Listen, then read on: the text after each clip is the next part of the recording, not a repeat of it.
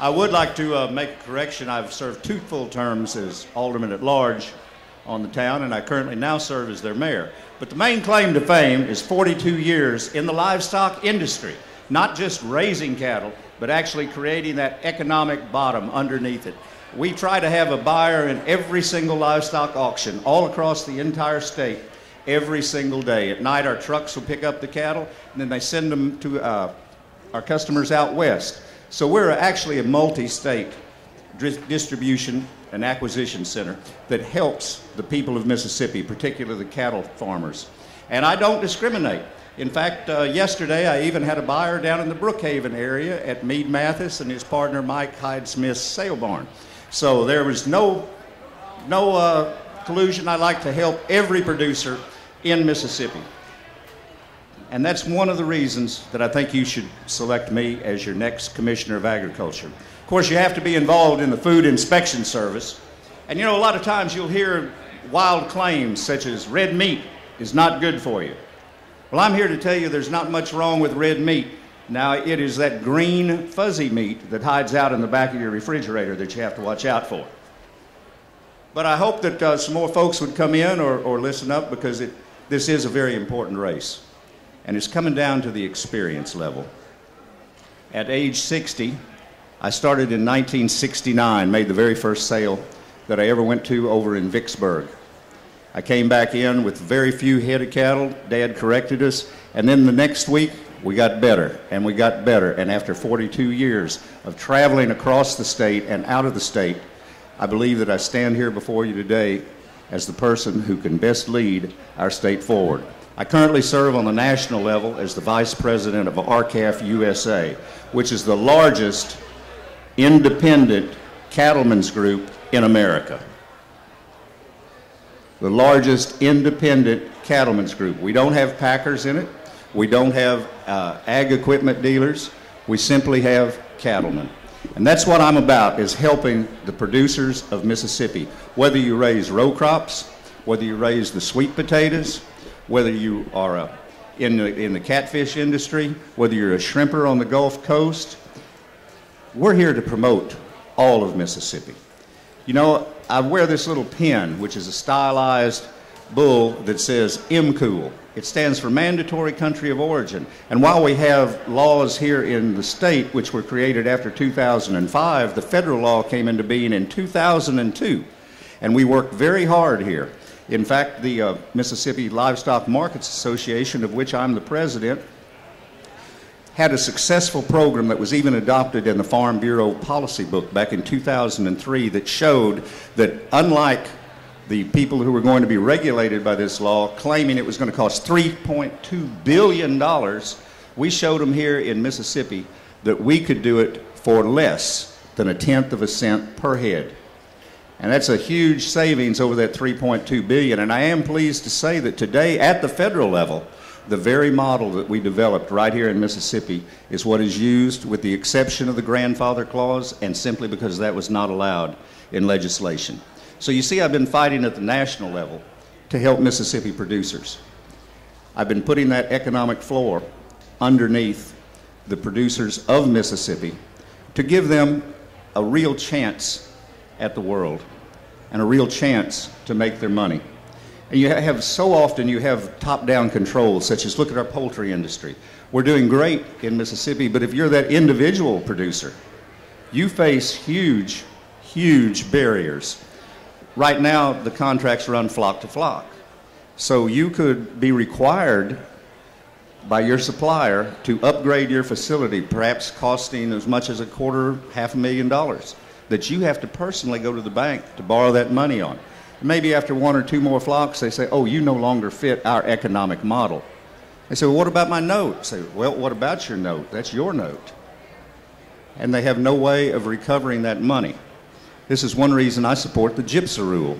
I do not know where my opponent stands on that, but I believe it would be very, very fair, because far from being a total government takeover of agriculture, it's actually putting a floor underneath so that there's another referee on that field to ensure that the little guy does not get run over, does not get pushed out. In the field of livestock slaughtering, there are now 4 companies, and one of those is Brazilian-owned, that control over 85% of the protein trade, that being poultry, pork, and beef, in the United States. Ladies and gentlemen, I don't know of any Wall Street firm or organization that would be allowed to have that much concentration without the federal government complaining. However, in agriculture, that's okay. It's a normal business development. We're being sold down the drain, too, with these free trade agreements. They sound good on the surface, but you see what NAFTA's done to you. And take a look at CAFTA. I was part of the fact-finding team that actually went to Central America in 2005, before that treaty was passed, to determine what the effects were going to be on producers in the United States, but also the folks in those countries where they live. And what we discovered there was that the factories that had left the United States and went to Mexico were at that time in Central America, although several of those were leaving and moving on to China. Those people understand that the folks at the top, the globalists, are not interested in helping the small producers. And CAFTA in particular was very damaging to the local economies, because mostly in the shirt factories they used ladies because their hands were smaller, they could do finer work. Those ladies were paid a fair wage, which resulted in them earning from 7 to 10 times what their husbands did. And in a very male-dominated culture, this was particularly insulting. But those poor women were forced to work 6 days a week. If you missed 2 days, you lost your job because there were enough other people around. This caused great angst amongst the people, because when the wife would leave in the morning, she would say, "Husband, please take care of my children." He would say, "Well, get your grandmother to do it, or get your mother to do it. I'm going about myself." It caused for a lot of alcoholism, a lot of spousal abuse. So this is just one example of what the free trade agreements have done outside our nation. You all can see what they've done inside our nation. And I think it's wonderful that these large companies are able to sell our machinery outside of America. But when you trade off Mississippi agriculture, which is still over a $6 billion industry, you're not making headway. You're not getting along. But this office needs to have fairness restored to it. Those of you that heard me on the radio this morning, I was addressing some of the pest control issues. I've had several different pest control applicators that have come to me with particular problems. They can't get a fair hearing out of the department, and that's just wrong. That's one of the changes that I'd like to make.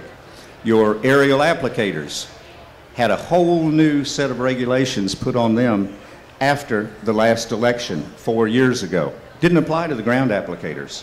It only applied to the aerial applicators. And folks, if you check into that, if you check into Joel Gill, I believe that you'll find that I am the most qualified candidate to actually lead this state forward, to stand as a spokesman on the national level to promote Mississippi products, and thereby help not only the agriculture end, but help small town Mississippi. Because as mayor of the town of Pickens, I have seen many of our industries dry up. I've seen many of our local stores close. But when you have those farmers in the field, they generate a lot of money. They keep the local co-op open. Then the co-op can afford to buy clothes locally. They can afford to buy their groceries locally. And I also hope to promote in every individual county the farmers markets, because with this localized food movement, you need the food closest to the consumers. And here in Mississippi, we grow some of the safest and best products.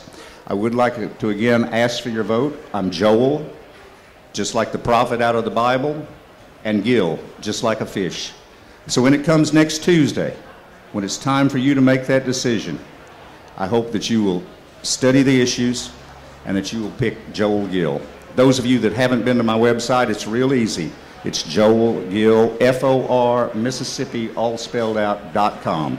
Please go, and there you'll see what I stand for, the particular issues, and where I come down on them. Thank you for your time and attention, and it's a wonderful day to be here.